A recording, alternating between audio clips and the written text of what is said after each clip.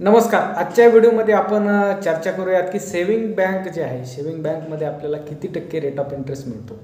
बघा, आपण कधी विचार नाही करत की आपल्या म्हणजे अकाउंटला वर्ष, 2 वर्ष, 3 वर्ष काही रक्कम पडून असते.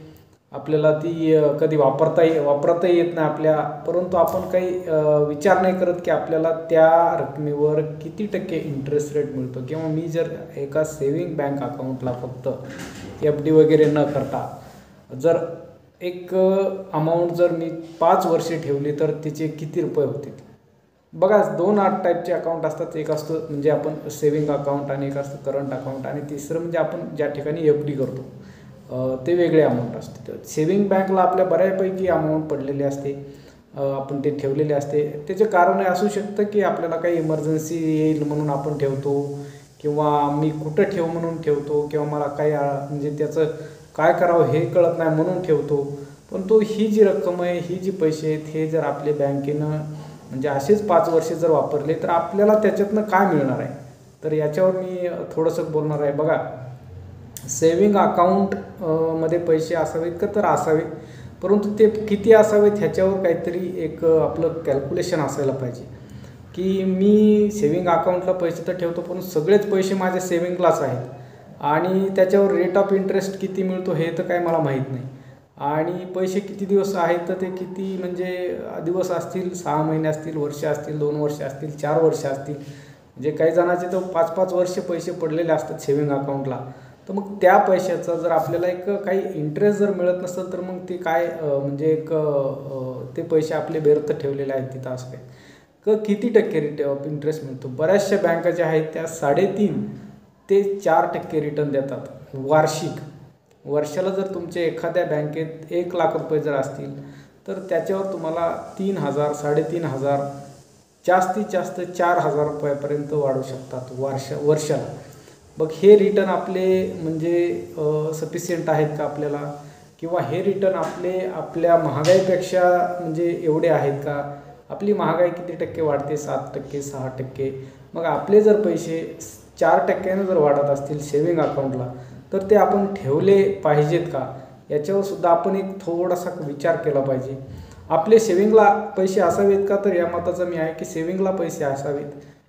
किती पैसे असावेत, आपले 4 महिन्यापर्यंत आपली जी खर्च आहे तो भागणे एवढा, 3 महिन्यापर्यंत आपला खर्च भागणे एवढा, 2-3 महिन्याचा पुढचे जर आपले फार EMI असतील तेवढे अमाऊंट आपले सेव्हिंगला नक्कीच असावेत.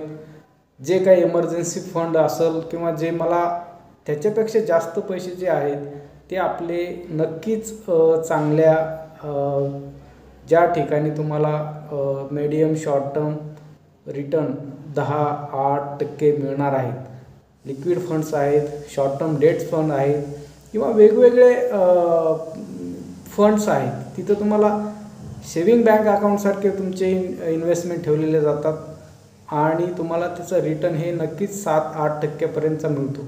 मग असे जर तुमचे म्हणजे 4%ने वाढणारे पैसे जर तुम्ही 8%पर्यंत वाढवण्यासाठी जर ठेवले, आणि ते पैसे तुमचे लाँग टर्ममध्ये जरी राहिले तरी त्या पैशाला तुम्हाला अडचण येणार नाही. म्हणून शक्यतो आपले जे पैसे आहेत एकतर चांगल्या म्हणजे प्लॅनिंग करून ते व्यवस्थित डायव्हर्सिफाय करून ठेवा.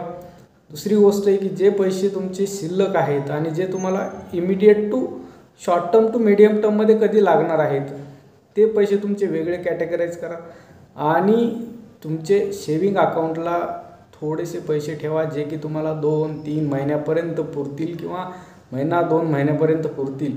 एवढे पैसे तुम्ही सेव्हिंग अकाउंटला ठेवा. बाकीच्या पैशांचं तुम्ही FD करू शकता, शॉर्ट टर्म FD करा, 6 महिन्याची FD करू शकता. काही फंड्स आहेत त्यामध्ये तुम्ही इंटरेस्ट घेऊ शकता. परंतु फक्त सेव्हिंगला जर पैसे ठेवले तर तुमचं एक नुकसान होणार आहे की त्या पैशावर तुम्हाला काही म्हणजे सफिशियंट म्हणजे मिळेल असं इंटरेस्ट न मिळाल्यामुळं तुम्हाला तिथं ते पैसे तुमचे वाढणार नाही. तर या व्हिडिओचा म्हणजे अर्थ हाच आहे की प्रत्येकानं आपले पैशाचं नियोजन केलं पाहिजे, आणि एक व्यवस्थित त्याचं प्लॅनिंग करून साक्षरता जी आहे, आर्थिक साक्षरता म्हणून आपण त्याला फायनान्शियल लिटरसी, ही आपण जागृत करून आहे का आपले जे पैसे आहेत ते व्यवस्थित फायनान्शियल प्लॅन करून ते इन्व्हेस्ट केले पाहिजेत. थँक्यू.